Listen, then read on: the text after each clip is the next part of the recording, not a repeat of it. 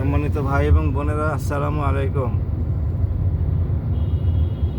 Iran আমেরিকার সাথে যুদ্ধের জন্য পূর্ণ প্রস্তুত,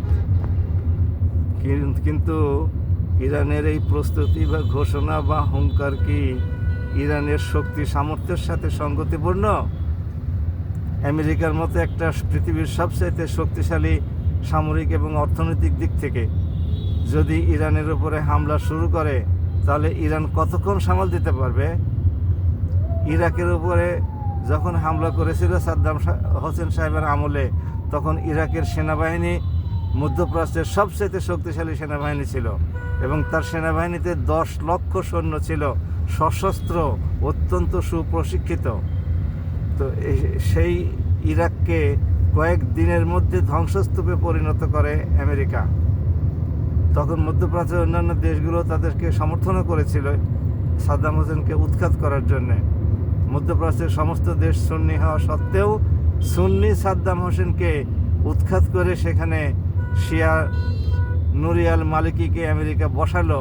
আরব রাষ্ট্রগুলো কোনো প্রতিবাদ করে নাই।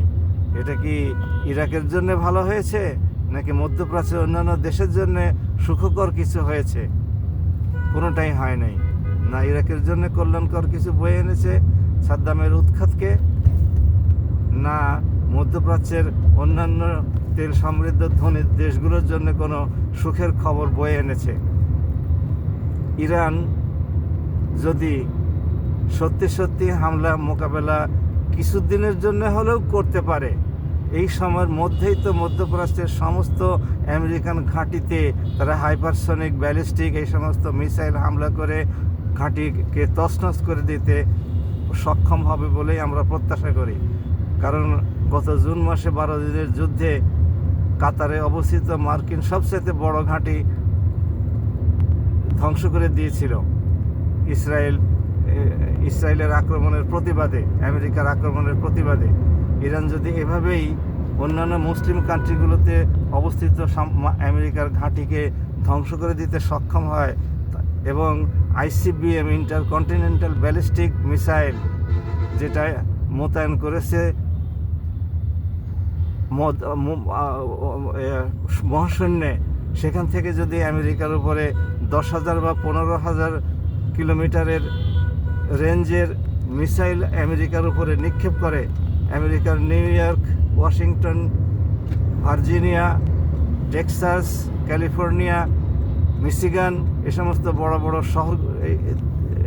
বড় শহরগুলোতে হামলা চালায়, তাহলে আমেরিকাকে তার অখণ্ডতা বজায় রাখতে পারবে এবং আমেরিকান সাধারণ নাগরিক এটাকে কি মেনে নেবে? এটা তো ট্রাম্পের পাগলামি হিসাবে ধরে নিয়ে তারা ট্রাম্পের বিরুদ্ধে সংগ্রামে নামবে, বিক্ষোভে নামবে। এটা কি আমেরিকার জন্য ভালো হবে? কোনো অবস্থাতে ভালো হবে বলে আমরা মনে করি না। আমরা আশা করি মধ্যপ্রাচ্যে না আমেরিকা কোনো ভুল করবে, না ইরান কোনো সংঘাতে জড়িয়ে পড়বে। মধ্যপ্রাচ্যে শান্তি বিরাজিত থাকুক। আমেরিকা যেভাবে কাজ করে যাচ্ছে, অন্তত আক্রমণাত্মক কাজ করা থেকে সে বরং পিছিয়ে আসুক এবং অন্যান্য দেশের উন্নয়নে সে অবদান রাখুক। সেখান থেকেও সে প্রচুর অর্থ উপার্জন করতে সক্ষম হবে। সবাই ভালো থাকুন। আমার ইউটিউব চ্যানেলটি ভালো লাগলে আপনারা সাবস্ক্রাইব করে রাখুন। আসসালামু আলাইকুম।